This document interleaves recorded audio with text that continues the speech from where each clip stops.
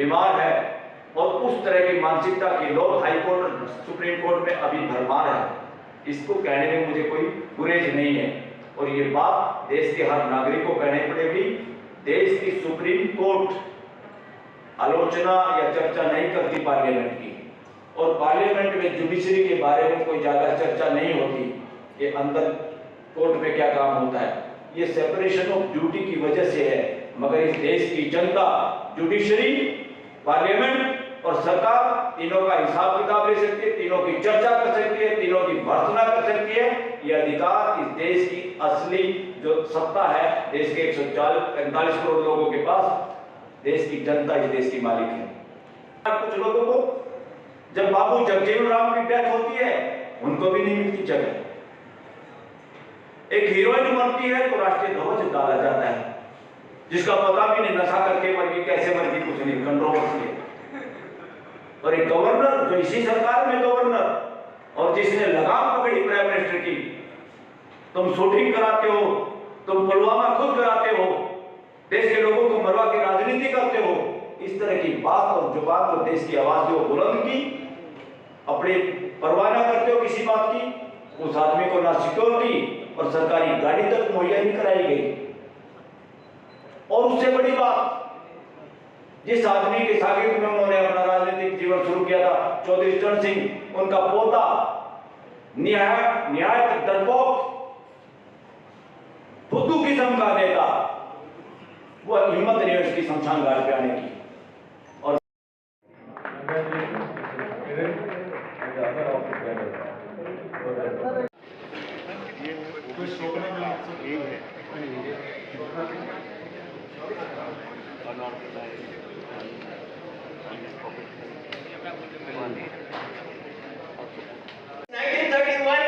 no complaints of Article 340, and whereas at one stroke by 103 amendment 10% was given. For occupying the seats from 1950, they are meticulously conspiring with the help of our own brothers.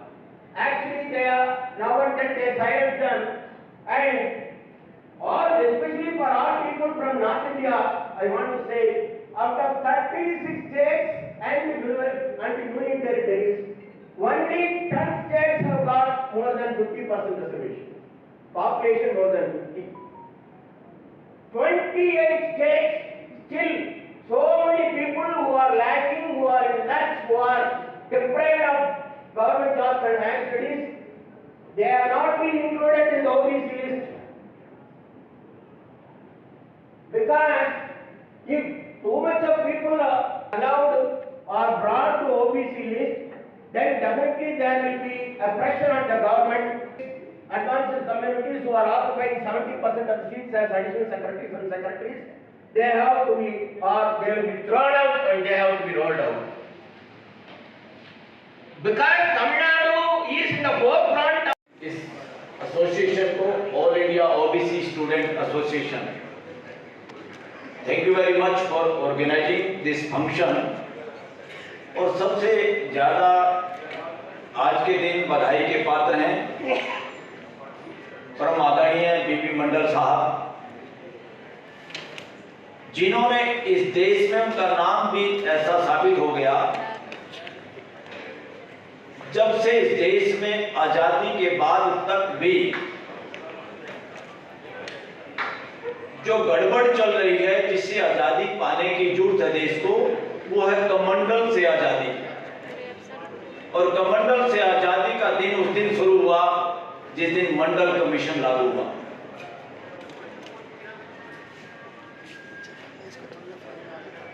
और कमंडल के प्रति लोगों का ध्यान गया देश के अंदर, ये कमंडल कितना खतरनाक है इस देश के लिए। और ये कमंडल वमंडल कुछ नहीं, ये असली इस देश के साथ धोखे की जड़, शोषण की जड़, वर्णवादी मानसिकता। साथियों, ये वर्णवादी मानसिकता न केवल गवर्नमेंट में बैठे हुए लोगों की है, ये वर्णवादी मानसिकता से इस देश की अपेक्स जुडिशरी सुप्रीम कोर्ट भी ग्रस्त रही है। जो 50% की कैप की बात निल्सन साहब कर रहे थे। मैं कहता हूं सुप्रीम कोर्ट का जूरिस्प्रूडेंस बहुत हद तक मनुस्मृति से गाइडेड रहा है इस देश के अंदर, और ये 50% की कैप कुछ और नहीं, ये कॉमन लॉ का जूरिस्प्रूडेंस नहीं हो सकता, it is jurisprudence of the Manusmriti. और अब लोगों को फोर फ्रंट पे लेना होगा।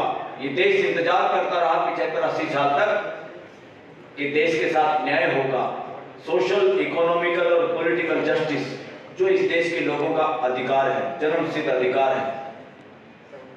ये रिजर्वेशन करके बहुत सालों तक तो इस देश के लोगों की मानसिकता में गुलामी भरी रखी, जैसे कोई रिजर्वेशन भीख मांगना है। ये रिजर्वेशन पार्टिसिपेशन है, और इस देश में पार्टिसिपेशन करने का सबका जन्मसिद्ध अधिकार है। इसलिए सोशल और पॉलिटिकल और इकोनॉमिकल जो जस्टिस है, असल में वो तीनों जगह पे सबकी भागीदारी सुनिश्चित करने का नाम है। सुप्रीम कोर्ट में आज भी जस्टिस ओका ने एक लेक्चर दिया आजकल में, जो रिटायर्ड हो गए।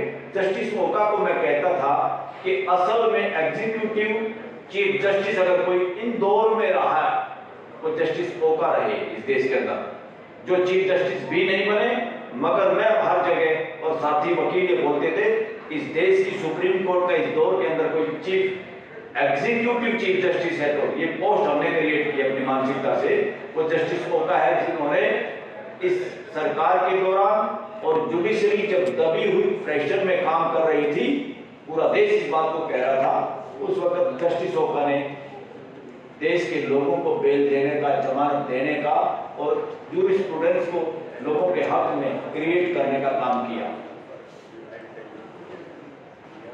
साथियों, ओबीसी की रिजर्वेशन 27% का तमाशा इतना हो रहा है। चंडीगढ़ मेडिकल कॉलेज गवर्नमेंट का मेडिकल कॉलेज है, वहां बिटिया ने, यादव समाज की बिटिया ने मुकदमा किया हुआ, मुकदमा सुप्रीम कोर्ट में पेंडिंग है। मेडिकल कॉलेज के अंदर ओबीसी की रिजर्वेशन नहीं, उस बिटिया ने उसके फादर के जरिए केस डाला और वो सुप्रीम कोर्ट में कई साल से पेंडिंग है। अब जाके सरकार की तरफ से एएसजी ने बयान दिया, ऐश्वर्या भाटी ने, कि हम रिजर्वेशन लागू कर रहे हैं, अभी 3% करेंगे और धीरे धीरे 27 करेंगे। क्यों? तुम्हारे बाप का जागीर है कहीं, एकदम से क्यों नहीं? और मैं इस बात पे सुप्रीम कोर्ट से भी नाराज हूं, और मेरे जैसे हजारों वकील नाराज हैं कि सुप्रीम कोर्ट उस बात को स्वीकार कर रही है। हाँ 3% कर दो इस बात।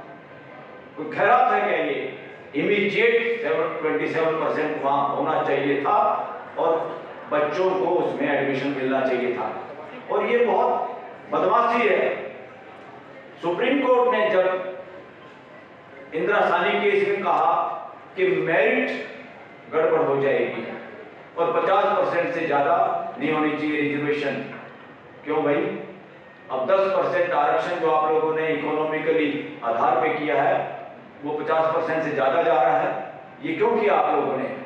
इस देश का जूरिस्प्रूडेंस मनुस्मृति से ग्रसित है, बीमार है, और उस तरह की मानसिकता के लोग हाई कोर्ट और सुप्रीम कोर्ट में अभी भरमार है। इसको कहने में मुझे कोई गुरेज नहीं है, और ये बात देश के हर नागरिक को कहनी पड़ेगी। देश की सुप्रीम कोर्ट आलोचना या चर्चा नहीं करती पार्लियामेंट की, और पार्लियामेंट में जुडिशरी के बारे में कोई ज्यादा चर्चा नहीं होती कि अंदर कोर्ट में क्या काम होता है।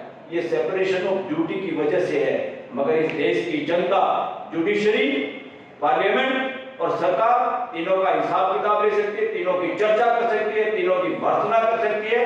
ये अधिकार इस देश की असली जो सत्ता है, देश के 145 करोड़ लोगों के पास, देश की जनता इस देश की मालिक है। तो इसलिए देश की जनता को सुप्रीम कोर्ट, हाई कोर्ट, सरकार या पार्लियामेंट, ये तीनों चारों जगह जहां भी बदमाशी नजर आए, उस बदमाशी को उजागर करने का, उस अन्याय को उजागर करने का हर एक सिटीजन का मौलिक अधिकार है, जन्मसिद्ध अधिकार है। बहुत दिनों तक इस देश में हाई कोर्ट, सुप्रीम कोर्ट के बारे में लोग चर्चा करने से डरते रहे, कंटेम्प्ट हो जाएगी, और सुप्रीम कोर्ट का जूरिस्प्रूडेंस अगर देखें, उसका हिसाब किताब देखें, कि उन फैसलों में कौन जज हैं, कि समाज से वो लोग आते हैं और क्या फैसला हम लोगों का।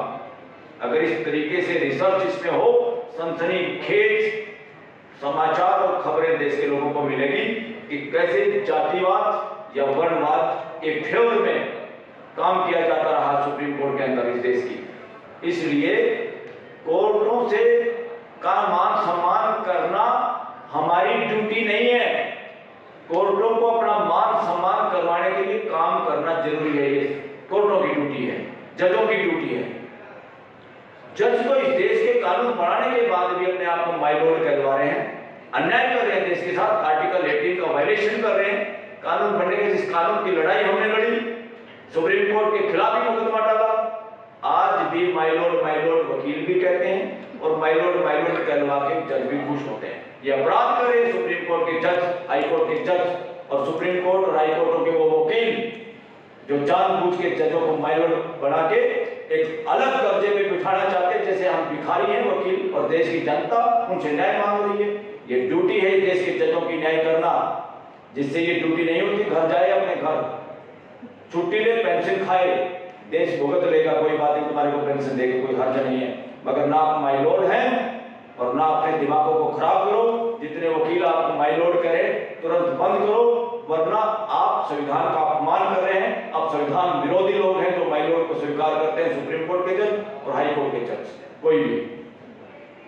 साथियों, आज के दिन एक बहुत बड़े जमीनी नेता देश के आदिवासी समाज से आने वाले, उनको आदिवासी नेता नहीं कहूंगा मैं, इस देश के वर्णवादी मानसिकता के लोग इस देश को छोटा बनाने के लिए, कोई किसी समाज से आता तो उसको किसान का नेता भी नहीं बनाते, उसको किसी को जाट नेता बना देते, किसी को यादव नेता बना देते, किसी को ब्राह्मण नेता बनाते, किसी को शूद्र, किसी को ऐसी नेता बनाते हैं।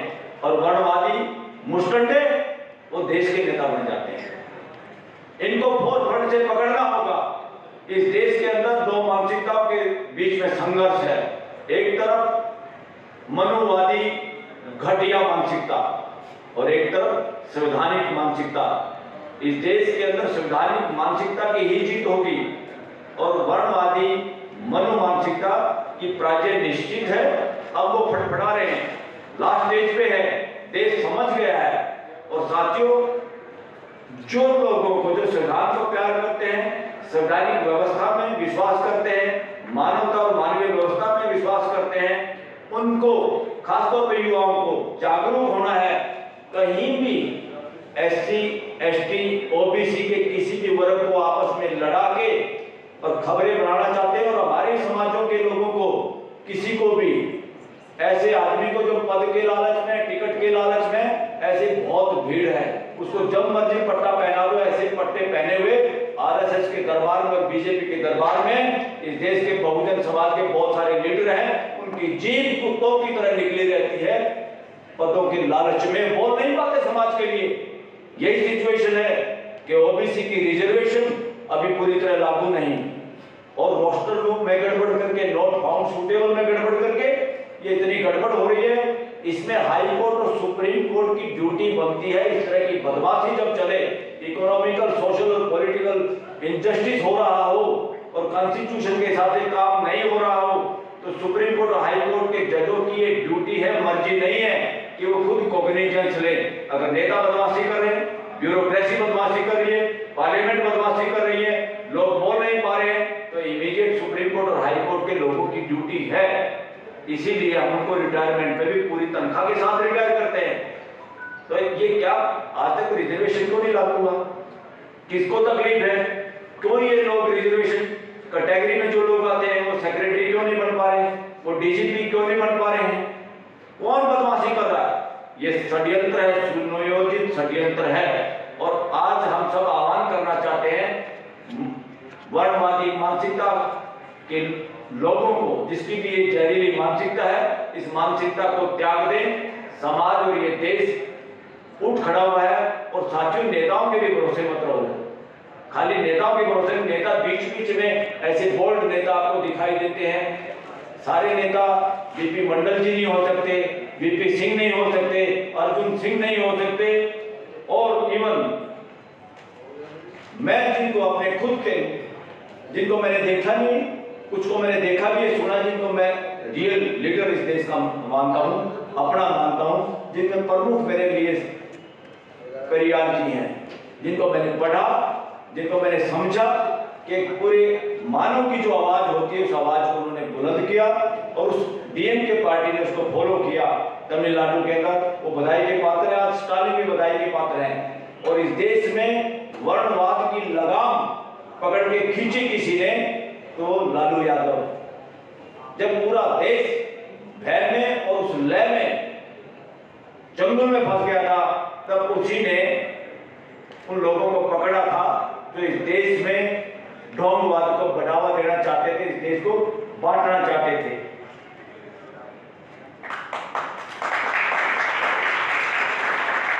साथियों, इनकी सोच देखो। जब अटल बिहारी वाजपेयी मरता है तो प्राइम मिनिस्टर पैदल जाके ड्रामेबाजी करता है, बड़ा संसारी हो जाता है। और जब डॉक्टर मनमोहन सिंह गुजरते हैं, उनकी डेथ होती है, तो उस आदमी को शमशान घाट पे भी जगह नहीं मिलती। जो प्राइम मिनिस्टर का साझा शमशान घाट होना चाहिए, किसी के बाप का है तो अलग अलग शमशान घाट कुछ लोगों को। जब बाबू जगजीवन राम की डेथ होती है, उनको भी नहीं मिलती जगह। एक हीरोइन मरती है तो राष्ट्रीय ध्वज डाला जाता है, जिसका पता भी नहीं नशा करके मर गई, कैसे मर गई, कुछ नहीं, कंट्रोवर्सी है।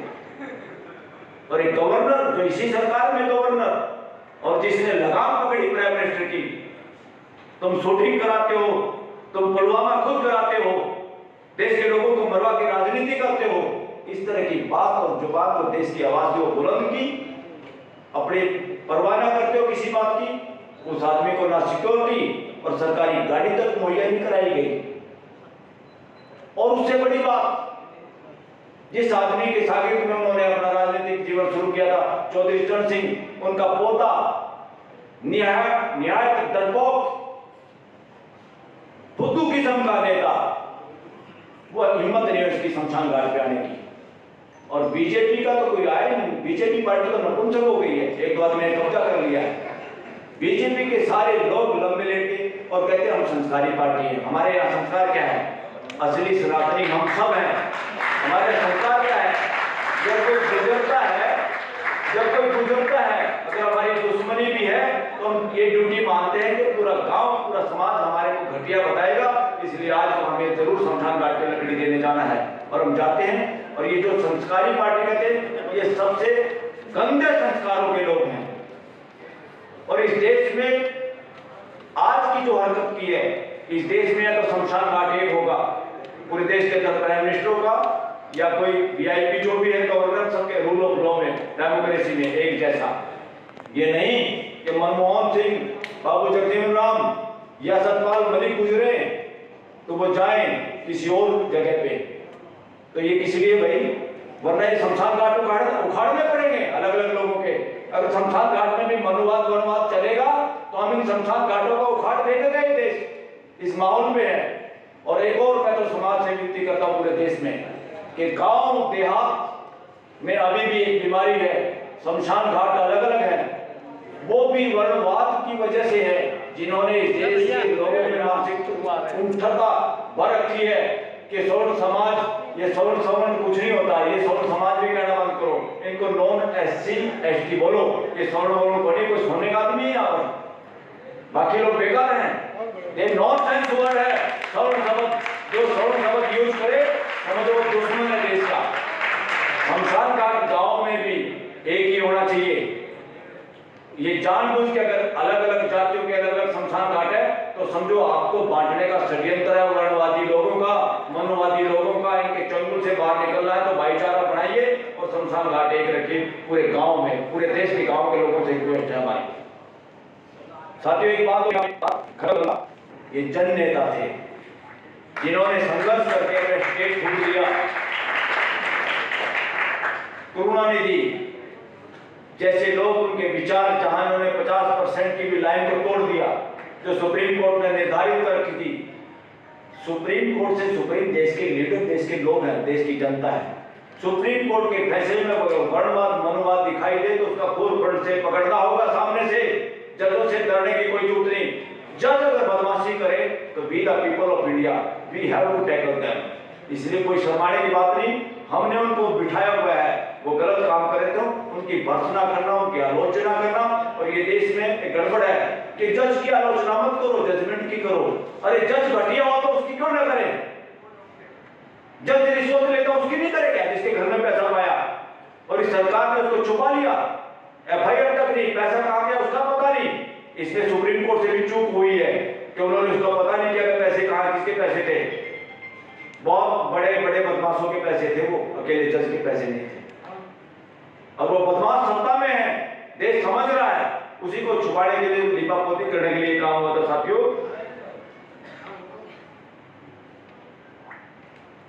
तो ये रिजर्वेशन युवाओं में एक दिमाग में और निकाल दो, ये रिजर्वेशन का शब्द आने से हमारे अंदर एक भावना आती है जैसे हम कोई भिखारी हैं या किसी से मांगना पड़ रहा। रिजर्वेशन हमारा हक है, ये पार्टिसिपेशन, ये जिम्मेवारी, ये प्रियम्बल ये बात कहता है। सोशल, इकोनॉमिकल, पॉलिटिकल जस्टिस का क्या मतलब है? किसी कोर्ट ने नहीं देना, ये हमारा जन्मसिद्ध अधिकार है। सोशल में हम सोसाइटी में इक्वलिटी के आधार पे सबके साथ जिए, ये हमारा अधिकार है। इकोनॉमिकल, हर बच्चा देश की इकोनॉमी में भागीदारी कर सकता है, उसको भागीदारी करने से रोका जा रहा वर्णवादी और मनोवादी मानसिकता के द्वारा। लोगों को ये कह के मेरिट नहीं है, ये काम नहीं कर सकते, इसको हिंदी नहीं आती, इसको इंग्लिश नहीं आती, इसने कोई डिप्लोमा नहीं किया। तीसरा पॉलिटिकल इनजस्टिस, ये पॉलिटिक्स में जो एमएलए बन के पार्लियामेंट के अंदर जाते हैं, वो जाके पार्टियों के खूंटे में बन जाते हैं, जैसे मदारी के बंदर हो जाते हैं। जबकि पार्लियामेंट में, देश के कॉन्स्टिट्यूशन में ये है कि they are member of parliament, not member of political party inside parliament. They are member of legislative assembly, they are not member of any party inside that building and in working, so they should act as collectively। और opposition के leader की बात और opposition की कोई बात constitution में नहीं है। अल्फाबेटिकली एमएलए को बैठना चाहिए, कॉमन डिस्कशन करना चाहिए। जो लीडर नंबर 2 होता है उसको अपोजिशन का जो नाम दिया है, प्राइम मिनिस्टर की ड्यूटी बनती है अपोजिशन के लीडर को सारी बातें बताने की, गुड कॉन्फिडेंस में लेने की। यहाँ पे तो यही नहीं बताता चीन ने अधिकार कितना कब्जा कर लिया जमीन का। चीन के कब्जे पे, चीन के कब्जे वाले मैटर पे इवन सुप्रीम कोर्ट का जज एक बेहूदी टिप्पणी करता है कि भाई आप ट्रू इंडियन ऐसे नहीं बोल सकते। तो ट्रू इंडियन जज है, वो अपना सबूत देगा कि मैं ट्रू इंडियन जज हूं। आप ये देश चाहता है बैलेट पेपर से इलेक्शन, आप ईवीएम थोप रहे हैं अपने फैसलों से, आप ट्रू जज हैं क्या? इसलिए दूसरा एसआईआर के बारे में, ये एक मिनट बात करके मैं रोकता हूं, सिर्फ एक सेकंड। मंडल जी ने कहा कि इसके बारे में बात जरूर करना। देखिए, किसी ने चोरी कर ली तो क्या पुलिस सारे गांव की तलाशी लेगी, हर आदमी की जेब चेक करेगी? अरे तुम्हें चोर नहीं पकड़ना आता तो अपने घर बैठो, पुलिस से रिजाइन करो। इसलिए अगर कोई विदेशी लोगों ने वोट बनवाई है, हम नहीं चाहते कोई विदेशी लोग वोट बनवाए इस देश में, मगर क्या विदेशी लोग वोट बनवाए हैं तो पूरे बिहार के लोगों के डॉक्यूमेंट मांगोगे, पूरे बंगाल के लोगों के डॉक्यूमेंट मांगो?